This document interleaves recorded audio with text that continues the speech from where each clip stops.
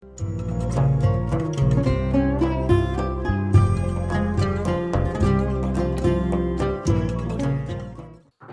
بالله من الشيطان الرجيم بسم الله الرحمن الرحيم الحمد لله رب العالمين والعاقبة للمتقين ولا عدوان إلا على الظالمين الصلاة والسلام على رسولنا محمد وعلى آله وصحبه أجمعين.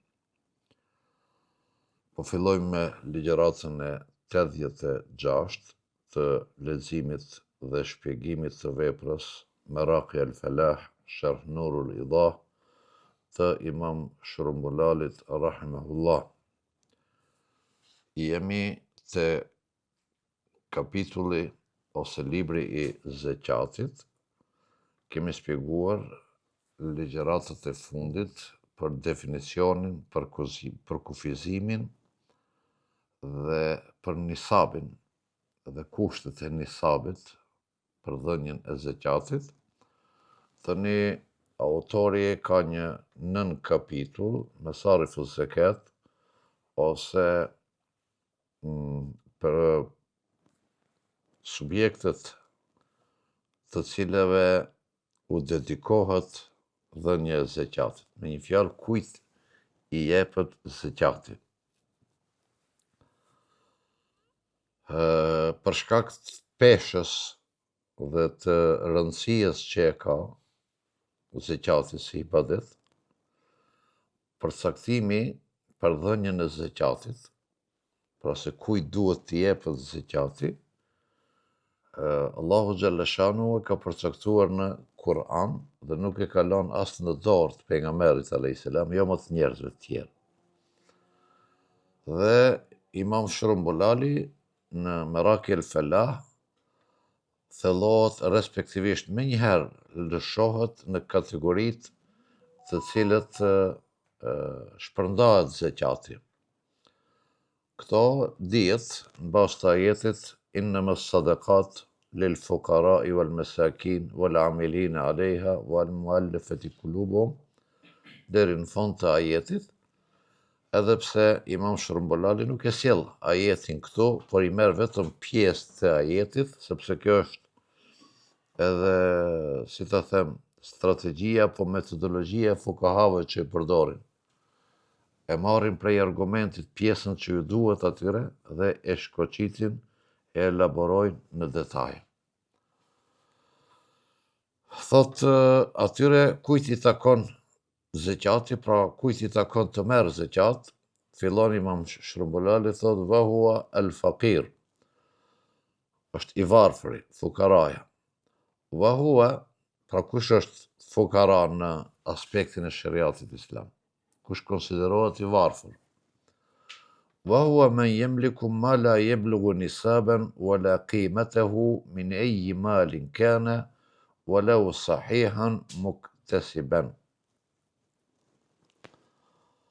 Imam Shrumbulali thot i varfër është një person i cili nuk ka pasuri sa nisabi, nuk e arrin nivelin e pasurisë së nisabit, pra po e marr me të fundit 85, 91 ose 100 gram ari, wala qimatahu, as vlerën e nisabit.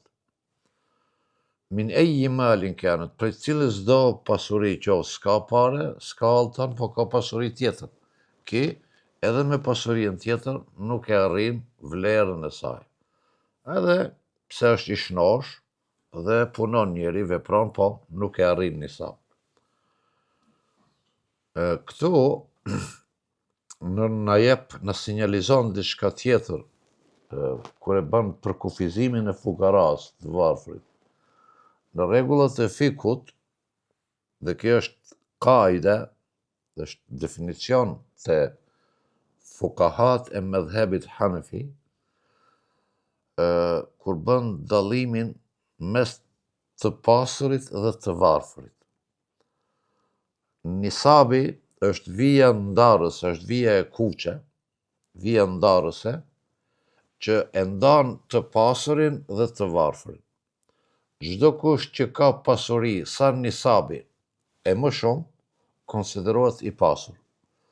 çdo person që ka pasuri më pak se nisabi, konsiderohet i varfër.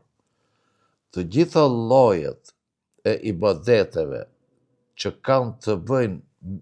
kanë lidhje me aspektin formal, me aspektin ekonomik, që ndërlidhen me pasurinë, lidhen këto. Edhe sadakatul fitri, edhe kurbani, që jemi në kohën e kurbanit. Ai i cili nuk e posedon nisabin, konsiderohet fakir, konsiderohet i varfër. I varfëri nuk e ka vajxhib kurbanin.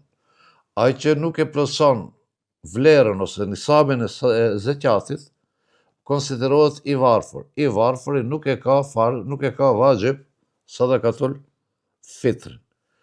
Pra, këto ibadete, edhe haxhi është të njëjtën, edhe pse haxhi nuk lidhet me nisabin, sepse te i kalon, po lidhet me momentin ose me mundësinë e realizimit të saj, jo me drejt për drejt me nisabin.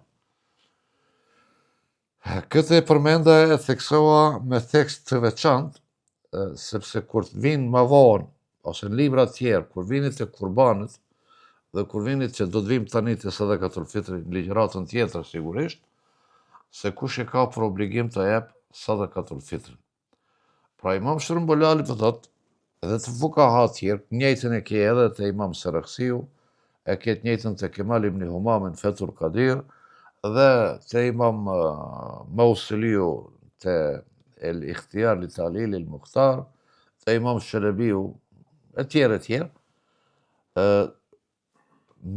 Fukara konsiderohet pra çdo person i cili ka pasuri më pak se nisabi. Ai ka pasuri, nuk është këtë i varfër. Kategoria e parë që i takon me dhënë zekatin është i fukaraja. Fukaraja kush është pra? Çdo njeri që ka pasuri më pak se, që nuk pasuria e tij nuk e arrin vlerën e nisabit. Dhe kjo është në bazë të ajetit innamas sadaqatu lil fukara. Këtu bazohet autori. Wal masakin,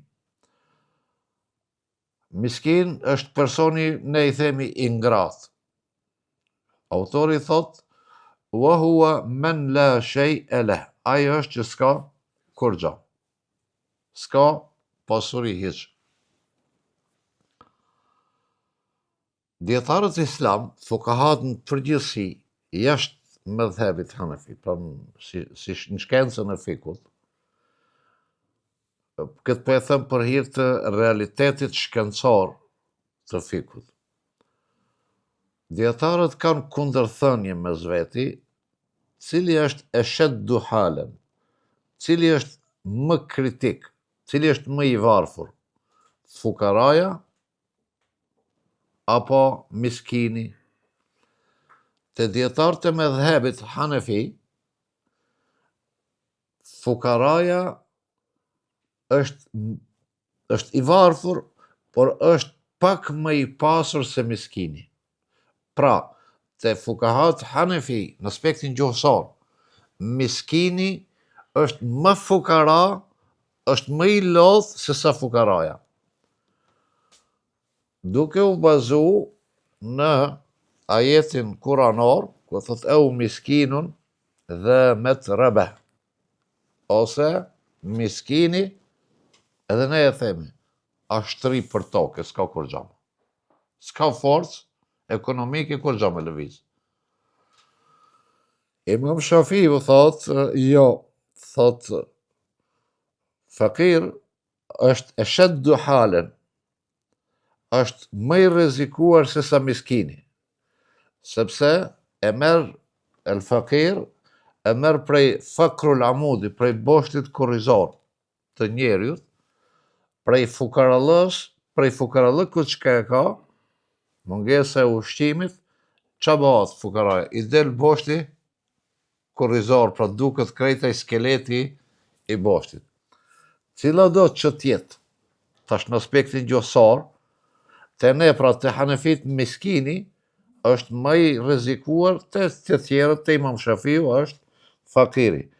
Kjo nuk na prish punë dispozit, as njëna as tjetra, se edhe fakiri edhe miskini kanë të drejtë në zeqat. Pra të të dytë, edhe të Hanefit edhe të Shafit. Mirë po,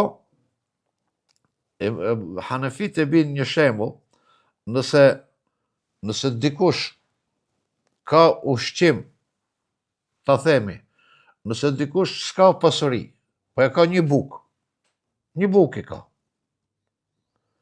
A mund quhet se kjo është zengin? S'ka kur gjë tjetër që të buk i ka. A mund quhet se është zengin? Jo. Po në krahasim me tjetrin që se ka as një buk, a është kim më zengin se ai? Ai që i ka 10 dinar në xhep, kur gjë si blej? S'blen gjë me ta. Po në krahasim me atë që se ka as një dinar, a është më zengin se ai? Po. Ky është dallimi, as njeni as tjetri, të dytë janë të varfër. Po ky është dallimi mes miskinit edhe fakirit. Pra sipas neve miskini është më i rrezikuar dhe është më i varfër. Pra dy kategori, thot ajeti i Kuranit. Innama sadaqatu lil fuqara wal masakin. Wal mukatab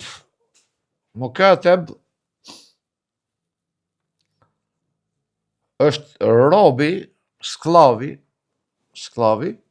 i cili ka marrëveshje me pronarin e vet, me zotërinë e vet, që të lirohet në këmbim të një pasurie. Për shembull, një pronar e ka një sklav, ka shumë, po një. Dhe ulet robi me pronarin e vet, me zotërinë e vet, edhe bojnë marrëveshje. Nëse ti për 6 muaj, po e marr shembull, se nuk është pjesë e definicionit, po është shembull. Nëse ti për 6 muaj më jep mu 5.000 euro, ti je i lirë.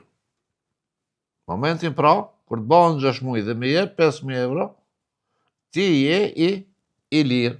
E fiton lirinë pra. Që kjo marrëveshje mukatebe, për shkak se shkruhet marrëveshja, quhet el mukatebe, robi i cili ka marrëveshje gojore ose me shkrim me pronarin e tij në këmbim të një sasie të pasurisë, 5.000, 6.000, 10.000, ndonjë pasuri tjetër, s'ka rëndësi, kryesorja ka një marrëveshje paraprake për lirimin e tij. Që ky robi tani punon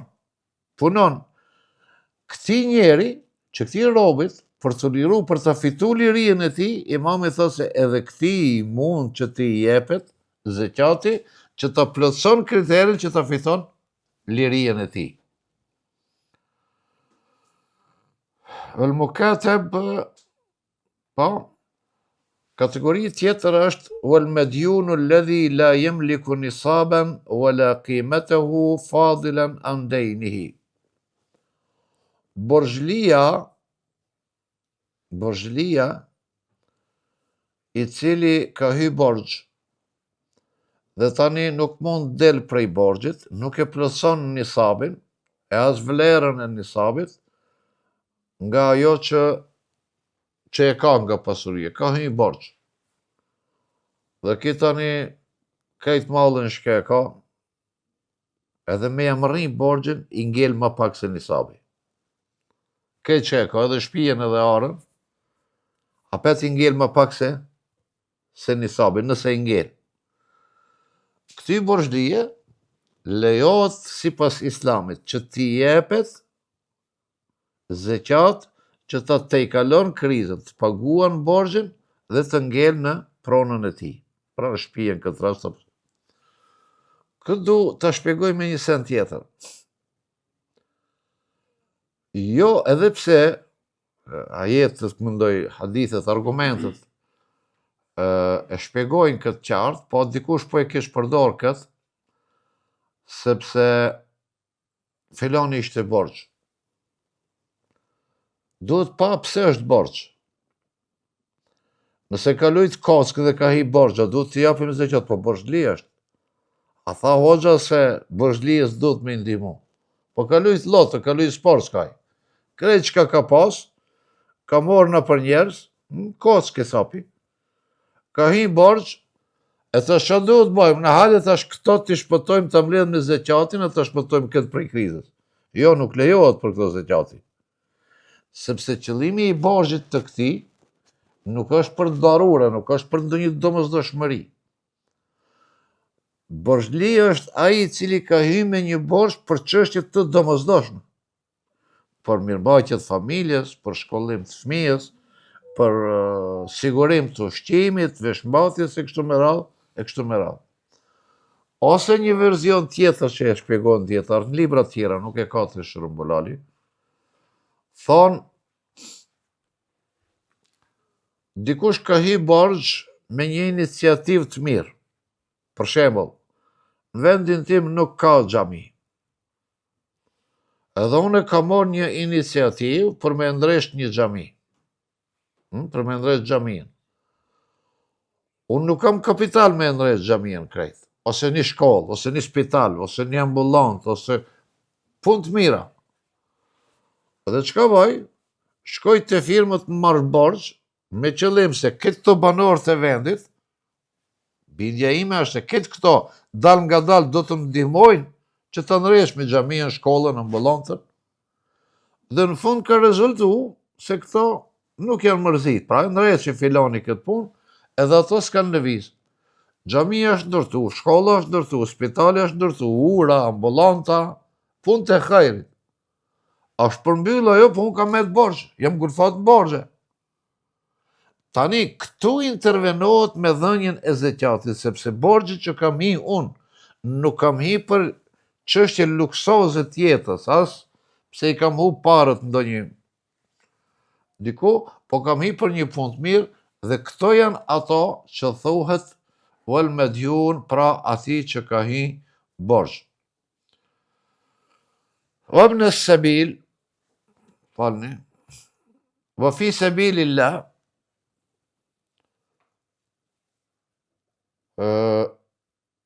fjala në rrugën e Allahut Gjallëshanu. Pra zeqati jepet në rrugën e Allahut Gjallëshanu. Ejma al-fukaha, el-kudema, djetarët e vjetër, Ebu Hanifja, Maliki, Shafiu, Ahmedi, Sufjani, e tjerë. Janë unanim mendimi se vëfi se bilillah është dhënja e zeqatit për përgatitjen e ushtrisë për luftë. Fi se bilillah, në luftën për hir të Allahu Gjallëshanu. Sepse në kohët e tyre, pushteti Osman, pushteti Islam, akoma nuk e ka pas të rregulluar pjesën e buxhetit shtetëror të ndarë enkas për sigurimin e shtetit, për ushtrinë.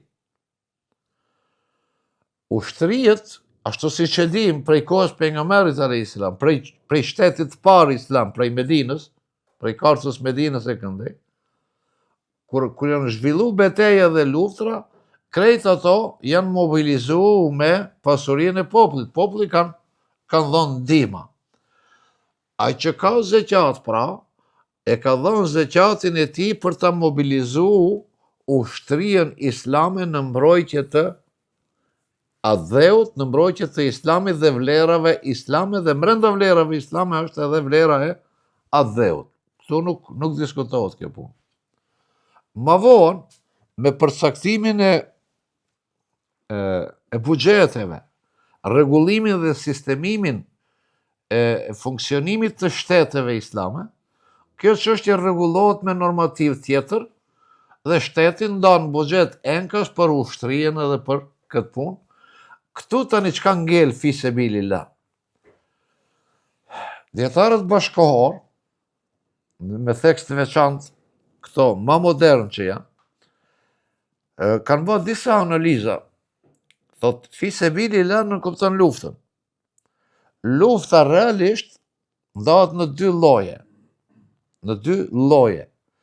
Lufta fizike e armatosur që përballen dy ushtri mes veti, luftë e armatosur fizike që janë teren përballen dy ushtri mes veti. Kjo është lufta fizike. Dhe lufta mendore ose lufta psikike e cila quhet lufta e ftohtë. Lufta e ftohtë është që anëmiku përmes përgdheljes të gjuën helmin popullatën tënde, ta helmon popullin, që ti të largon prej ndjenjave të islamit, që ajo nesër ta ketë shumë të qartë se si mundet me të kthy nga veti, pra me të kesh përdor. Kjo është lufta psikologjike, ose në botën në termët politik quhet lufta e ftohtë. Lufta ideore.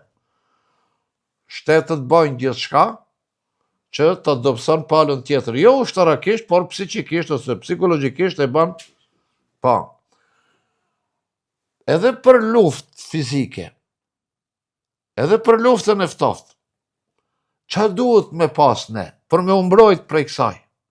Çfarë duhet me pas? Duhet me pas kuadër, duhet me pas njerëz të cilët e kuptojnë çka është e mira dhe çka është e keqe. Dietarët kanë thonë, për me i formu, mos ta përdori fjalën kriju, se fjala kriju është cilësi e Zotit, për t'i formu këto kuadra, a duhen institucione, duhen medrese, duhen shkolla, duhen akademi, po. Për këtë parim, po flas gjithnjë për dietarët bashkohor, mendimin e dietarëve bashkohor, këtu e kanë bazamentin se zeqati i jepet edhe për formimin e kuadrave të cilët janë në gjendje ta kuptojnë anëmikun dhe të mbrohen prej tyre, por jo në sferën e drejtë për drejtë, në sferën e luftës së ftohtë, pra përgatitjen kadrovike për ngritjen e islamit.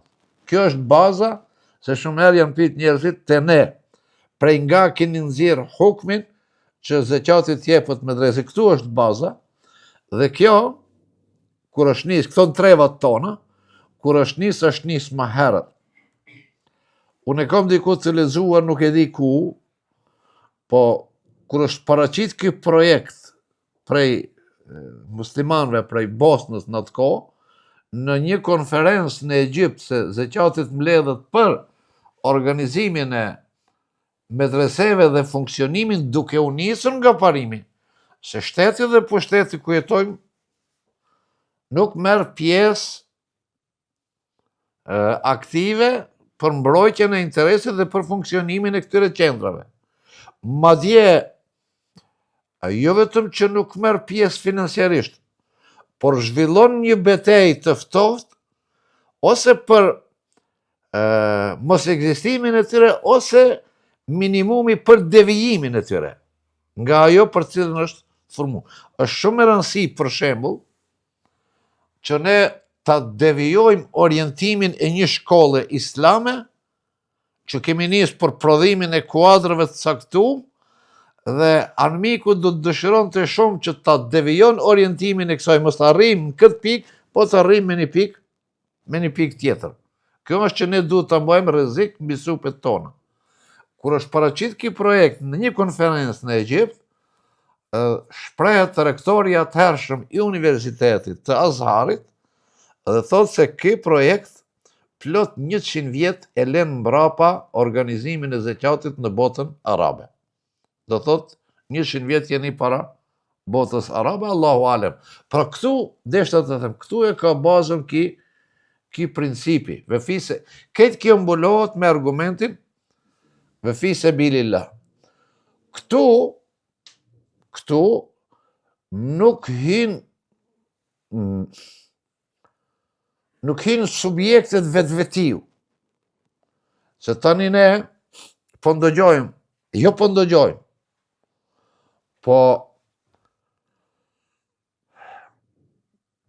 po flitet në opinion prej xhallarëve, prej disave që janë bërë mushtehid të shekullit, dhe zeqatin po e ndalin për ndërtimin ose meremetimin e xhamive. Zeqati me unanimitet të fukahat islam nuk jepet për ndërtimin e xhamive, as për mirëmbajtjen e xhamive. E dini pse? Sepse mirëmbajtja dhe ndërtimi i xhamisë është detyrim investues i çdo muslimani. Ti duhet të investosh në atë. Nuk është sikur kjo fetfaja e fundit që doli pikërisht në Kumanov. Se me që Allahu ka thënë për fukara dhe ma fukara se xhamia s'ka. Fukaraja, xhamia, është e varfër për xhamat, jo për lek, jo për pare.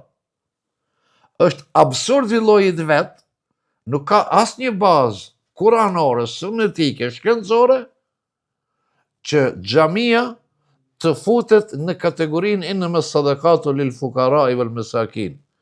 E as të borxhet, sepse xhamiat tona nuk e luajnë rolin e këtyre institucioneve, pra medreseve dhe institucioneve tjera, të cilët prodhojnë kuadrë të caktuar për mbrojtjen e popullatës islame, qoftë karakterit fetar, qoftë adhetar, qoftë kombëtar, kështu me radhë. Prandaj po e them se wa fi sabilillah këtu e kanë bazën këto. Wa Ibn Sabil është një njeri, sot ndoshta falë këtyre mjeteve, mundësive moderne, mund edhe mos ketë, po përmend ajeti i Kuranit Kerimit. Ibn Sabil është një njeri që ka dalë në udhëtim diku, është prej një shteti tjetër, ka shku diku larg, ka ndodhur një aksident, e ka humb pasurinë, me veti shka e ka pas, ka met njeri në rrugë. Ki ka pare, në shtëpinë e vet atje, në vendin e vet, ka pare, po ki ka ngel rrugë. Thot edhe këti që kjo është Ibn Sabil. Wa huwa men lehu malun fi vatanihi. Ai ka pasurinë vatanin e tij, lejse me ahu mal, por me veti s'ka. Këti lejohet që t'i jepet zekat. Wal amilu alejha yu'ta qadra ma yas'uhu wa a'wanuhu.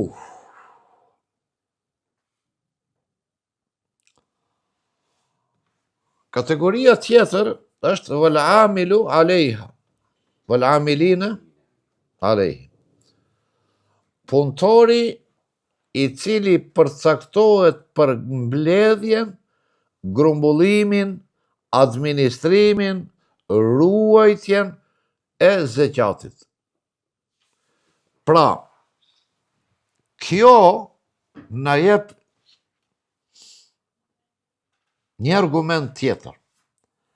Argumenti tjetër është se zekati nuk është çështje individuale e çdo kujt, që nuk është e drejtë e plot që çdo kush ta jep zekatin ku të don, sepse zekati është detyrim islam, është obligim islam.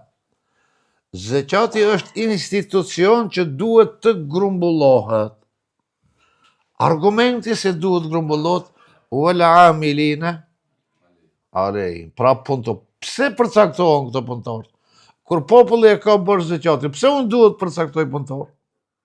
Çfarë duhen këto punëtor? Ta mbledhin prej terenit, ta llogaritin, ta administrojnë, ta ruajnë, ta shpërndajnë e kështu me radhë. Pra dietarët islam kanë thënë, pasuria e cila është publike, është e dukshme, janë dhënë, lopt, pasuria e jashtme, pasuria arrudhët tijare, tregtisë, është e dukshme. Shteti mban evidencë për këto. Dhe kur të bëhet një vit, gjykatësi islam ta çon njerin te dera, thot i nderuar, ti ke kaq pasuri, pjestu për 40% zekati jot është kaq dhe unë kam marrë me morë zekatin. Apo? Ti i thu, unë zekatin e këtij malli e kam dhënë filan fukaras. Ky personi çfarë thot? Thot mu nuk më intereson ajo. Mu më intereson se ti je në listë dhe duhet ta japësh zekatin. Tani, zekati i ti është i pranuar apo nuk është i pranuar? Te Allahu xhalla shan. Çështja e parë është se ne nuk e dimë atë punë, është i pranuar ose është i pranuar, ne s'kemi të bëjmë me këtë rregull. A pranohet ibadeti, as pranohet ibadeti, ne nuk është gajle e jonë. Me dash Zoti e pranon, me dash se pranon, në të male, kënte, qa keti me te. Por ne për shka kemi gajle? Ne kemi gajle, e ke plësu kushtet, apo si ke plësu kushtet.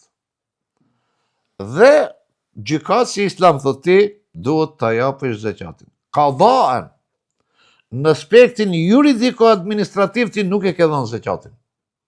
Që nuk kupton se gjykatësi islam bjen vendim nëse ti nuk e jep ta merr dhunshëm. Në aspektin fetar, dijanet në aspektin fetar, ajo është ti me Zotin tanë. Ne nuk përzimi në të punë. Kjo është çështje më precize që ne jo po e kanë thënë, e kanë shpjegu dietarët. Kjo është për pasurinë e cila dihet. Për pasurinë e cila nuk dihet, për shembull, unë kam thënë, nuk e di kur kush sa kam parë unë. Jep zeqat, ajo është këtë ndërgjegjen tënde. Pra, vel amilina, punëtori i cili del në teren, e mbledh zekatin, ose e regjistron zekatin, ose e që procesuan zekatin, kuruhet në për arka, krejt këto konsiderohen punëtor. Këto njerëz që dalin teren, kanë të drejtë të marrin pare hise prej pasurisë së zekatit, që nuk kupton se u takon një pjesë e zekatit atyre. Madje fukahat thonë, u in kene ganijen, edhe nëse është i pasur, sepse ky merr mbi bazën e mëditjes. Në këtë rast, nëse është i pasur, pra nëse ka nisab, merr, dhe nëse është i varfër, e merr mbi bazën e cilësisë se është fakir. Këtu, vel amilina, dietarët medhebin Hanefi, sipas medhebit Hanefi, sa të drejt ka, nuk e ka imami këtu në këtë libër, nuk e ka procesu, sepse e thash në fillim, kur fillum për zekatin, se çështjen e zekatit dhe të haxhit e përcjell imami shumë pika të shkurta, nuk lëshohet në detaje. Sipas medhebit Hanefi, punëtori që e grumbullon apo administron zekatin, thot, ya'khudhu ma yahtaj bi shart an la yazida akthara min nisfin. Punëtori thot, ka të drejtë të merr nga zekati aq sa ka nevojë, me kusht që të mos e tejkaloj gjysmën e zekatit, gjysmën e asaj që e ka marrë. Të Hanefit është kështu. Por nuk e merr aj, nuk e përcakton aj, këtë përcakton organi, pra, organi kompetent. Tani kush është organi kompetent? Është el hakim, udhëheqësi i islam. Po udhëheqësi i islam nuk i ban këtë punë vetë, ka gjykata, ka administrat, ka bejtul mal, ka këtë këto, i shkojnë me autorizime. Kurse te medhebi Shafi, mundet me marr maksimumin që mundet me marr punëtori është 1/8 e zekatit, duke u nisur mbi logjikën se zekati janë 8 kategori dhe çdo kush mund ta merr deri 1/8. Ajo që na bjen si këtu është se Imam Shërumbulali nuk i përmend muallafetul kulubin, që është pjesë, nuk e shpjegon këtu, fare nuk flet për muallafetul kulub, sepse muallafetul kulubi është abrogu, është anullu në kohën e Abu Bakrit radhiyallahu anhu.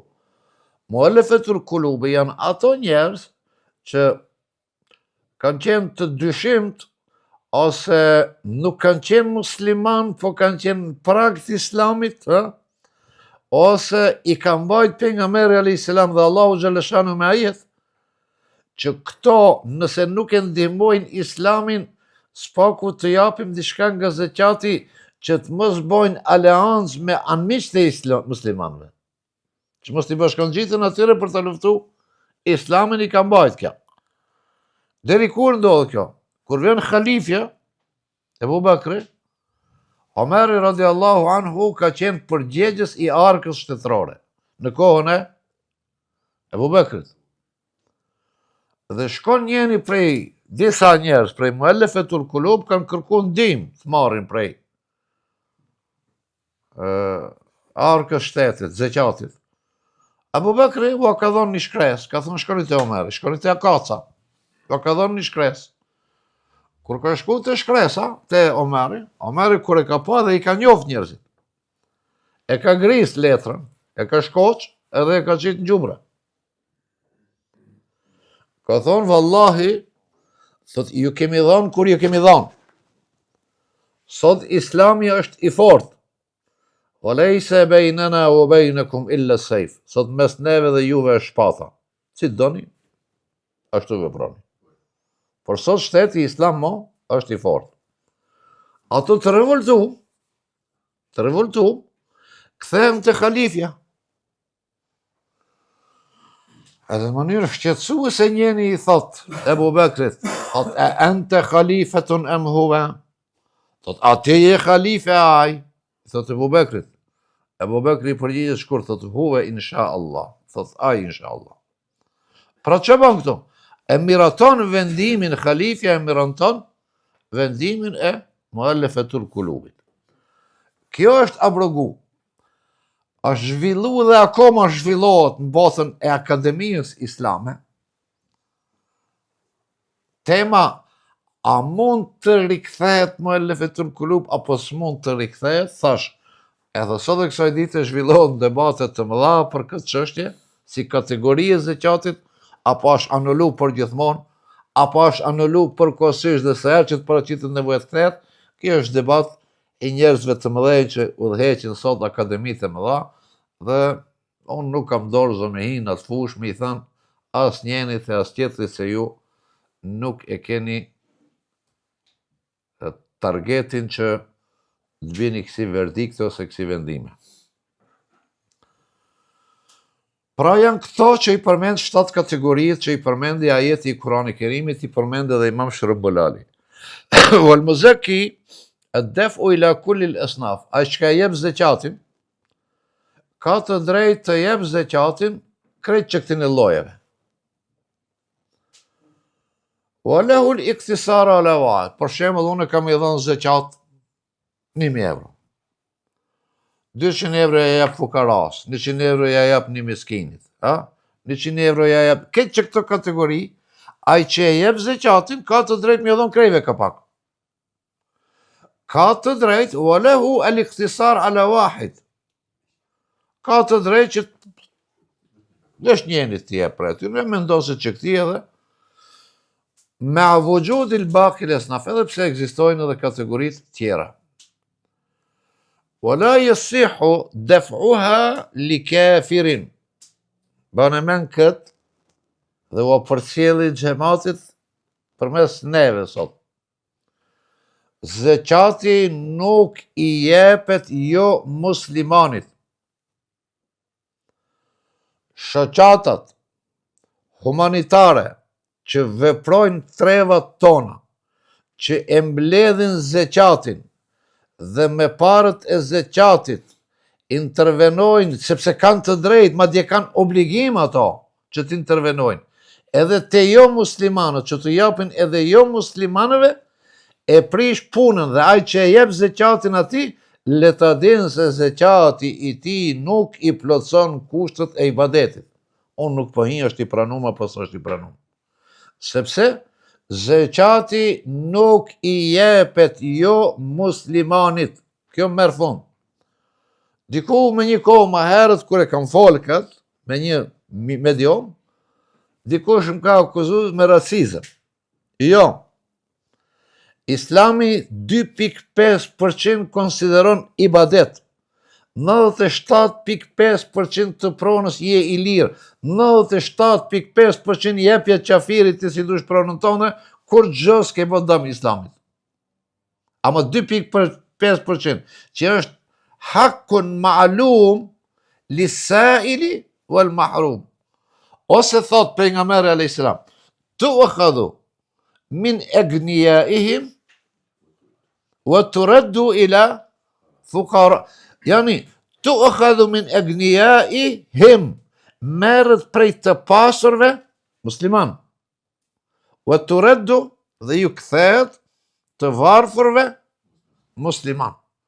E që morësh muslimanëve t'ja jopish, po flasim për 2,5%, për 97,5% je i lirë vëlla, vepra, ndihmoj kujt të dush në jetën tënde kur kush nuk thot kur gjë.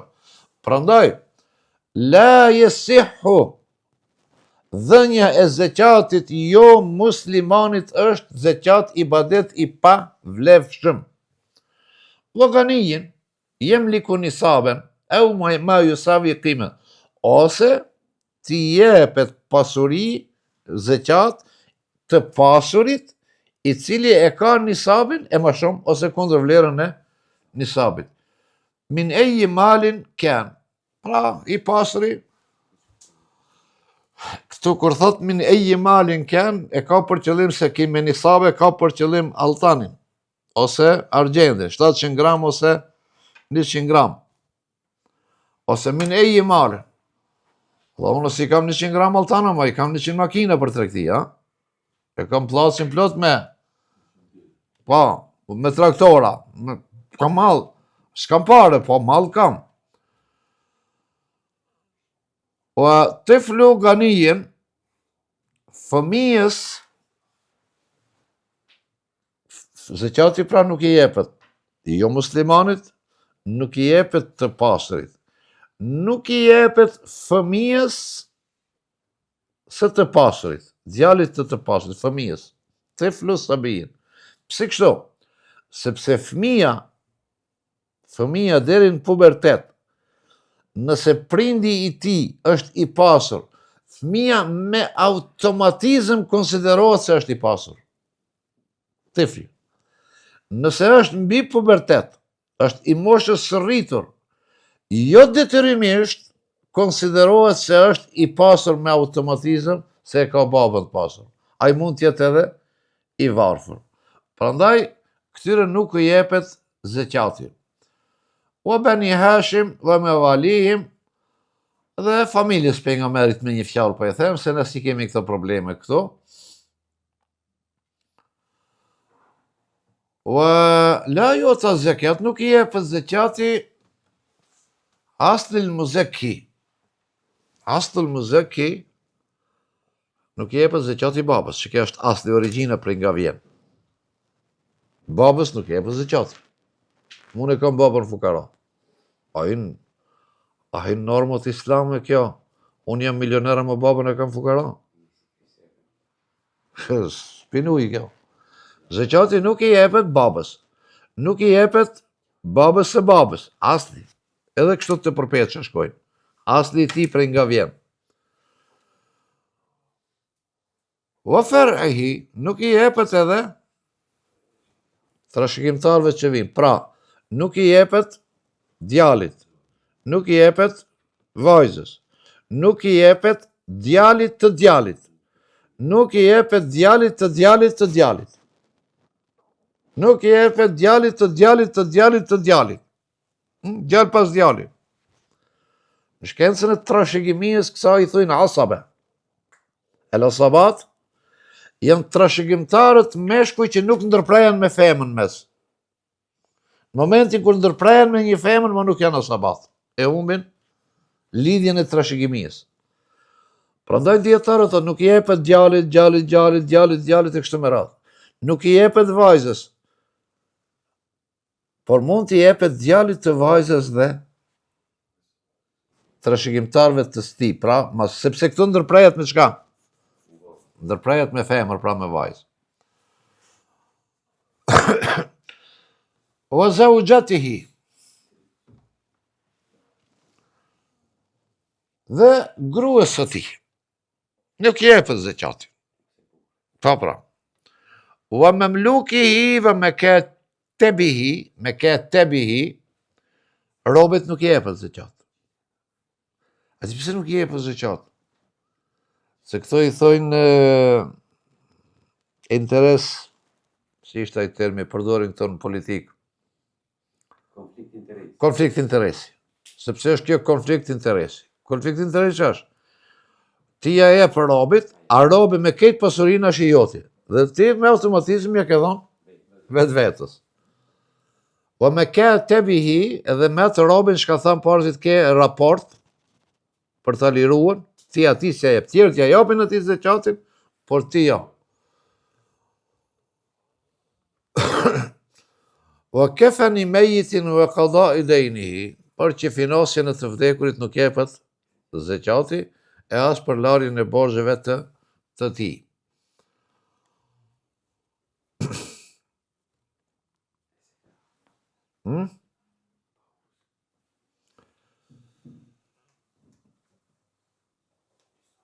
Po du të shoh çka ka diçka tjetër këtu ndonjë mesele, se të përmbyll me këtë temë dhe ngelt vetëm tema e sadakatul fitr. Madje ka edhe një mesele që është më rëndësi për ne. Wa kuriha nakluha ba'da tamam al-hawl li baladin akhar li ghayri qaribin wa ahwaj wa awra wa anfa lil muslimin بالتعليم. Sadakatul fitri jepet atje ku të bëhet vajxhib. Ku je ti, ku është personi. Je në Zvicër, e jep sadakatul fitri në Zvicër. Je në Amerikë, e jep në Amerikë. Sadakatul fitrin të ban vajxhib dita e Bajramit. Koha e caktuar. Zekati jepet atje ku është pasuria, jo ku është pronari. Ti pasurinë e ke në Maqedoni, vetë në Zvicër. Ku jepet zekati? Atje ku është pasuria. Prandaj po thot imami, është me kruh që ta bartësh zekatin prej atij vendit ku e ki, masi ta plotson vitin, që ta çojsh zekatin në për vende tjera, duke e pas li beledin akhër për një shtet tjetër ose qytet tjetër, li gajri karibin, që nuk është i afër me joti. Pra nuk është i afër joti. Sepse t'ja japësh zekatin më të afërmit, është më e dobishme, më e mirë, sepse ti li talim e njeh atë se kush është, e di kujt t'ja jep zekatin. Dhe çështja e fundit, vel afdalu sarfuha lil aqrabi fal aqrabu min kulli dhi rahimin muharramin minhu. Më e mirë është që zekatin t'ja japish atij që e ke më afër, në lidhjen farefisnore që ke drejt t'i japish zekat. Pra, porosia mesazhi është ki. Mos vrapo me i shku në fund dunjas me i dhënë zekat që të përfitosh një emër, e t'i lesh njerëzit e tu që i ke për rreth teje, madje edhe nga gjaku i jot, që ato të vujnë. Kjo, ato që ka janë ndalume, nuk e diskutuam atë punë. Pra, kjo e ndal, është një pengesë që mos bëhet ekspozim i tepërt i zekatit. Është një formë që e mbyll ibadetin në vetën e vet. Dhe e ndihmon atë që e ke më afër, se edhe e din kush ka nevojë, edhe e din çfarë njeri është, sepse duhet zgjedhën tani. Kur t'ja japësh zekatin duhet ta dish se kujt t'ja jep dhe për çka e përdor. Nuk mund t'i t'ja japësh një zekat, një të afërmit kur e di se ai më njëherë edhe shkon lun komar atje. Një të afërmit kur e di se ai e përdor për alkool apo për gjëra të këqija. Pra, thot, zekati e fdalia është që t'ja japish prej afër dhe duke zgjeru rrethin. Thumma ligjirani, pastaj të afërmit e tu, pastaj ligjirani, pastaj kujshive të afërmit e tu, edhe e shkon kujshi, thumma li ehlil mahallati, pastaj banorëve të vendit, lagjës, katunit, qytetit, gjithmonë shkon tu zgjeru rrethin. Thumma li ahli hirfatihi, thumma li ahli baldatihi, e kështu me radhë. Qala Sheikh Abu al-Hafs al-Kabir,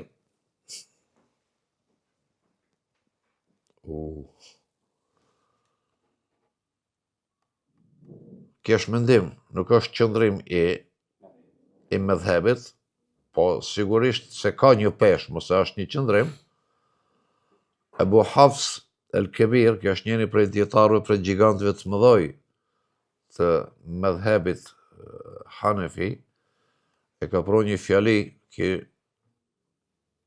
thot, وقال الشيخ أبو حفص الكبير لا تقبل nuk pranohet zekati i një njeriu ve qarabatuhu muhavijun hatta yabda nuk pranohet zekati që t'u japish të tjerëve nëse të afërmit tu kanë nevojë për atë që t'u jep të tjerëve. Tash është mendim shumë strikt, po nuk është qëndrim i medhebit, është qëndrim individual, mirë po, hatta yabda'u bihim fayasudda hajatum, duhet fillon nga i veti që të plotson nevojat e tyre, pastaj të kalon të tjerat, po tani dash të shon fusnot çka ka dash me thon, po e shpjegon, po thot la tuqbal nuk pranohet, ke përdor temin autori, pra Salahul Hajj e shpjegon, thot e la yuthabu aleja, nuk merr sevap për ata. Jo që nuk pranohet si ibadet, po ngel e pa sevap.